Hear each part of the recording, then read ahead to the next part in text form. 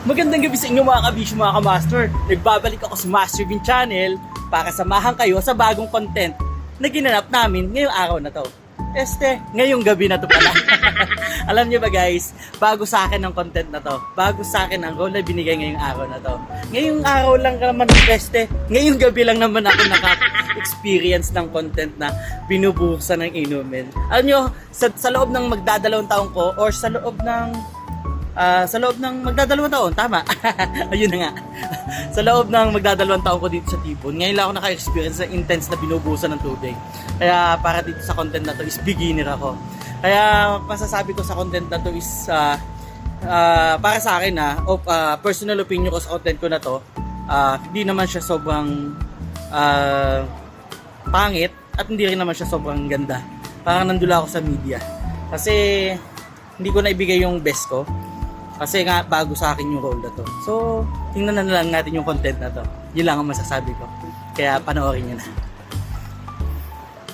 Isang take lang to, ha? And, focus! Action! Anong gusto mo?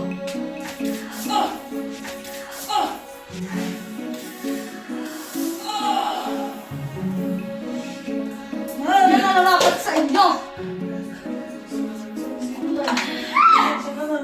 Hindi ko na nga alam na. Shit! Malis ka dito! Sorry na. Sorry naman.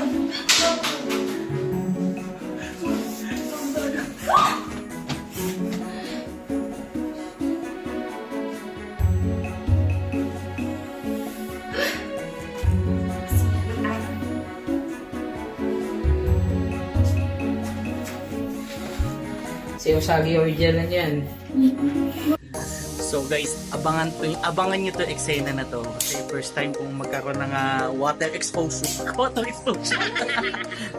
Milk tea na tinapunan sa eksena. First time ko. Ayan yung partner ko. Hi, shout out kay Angelica. Ayun.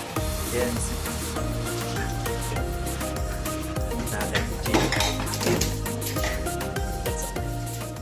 Yo guys, magandang gabi sa inyo.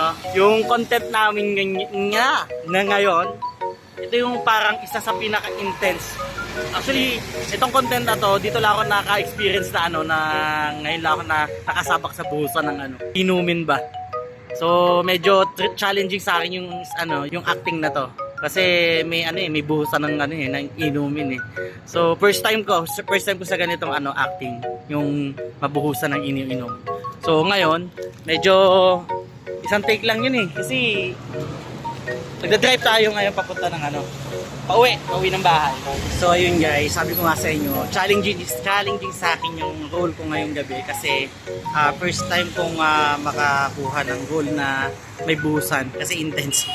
Alam nyo yun na sa almost magdadalawang taon na ako sa Tibon, ngayon ko lang na-experience na mabuhusan ng tubig. Pero yun nga, sabi ko nga, challenging sa akin yung role na yun.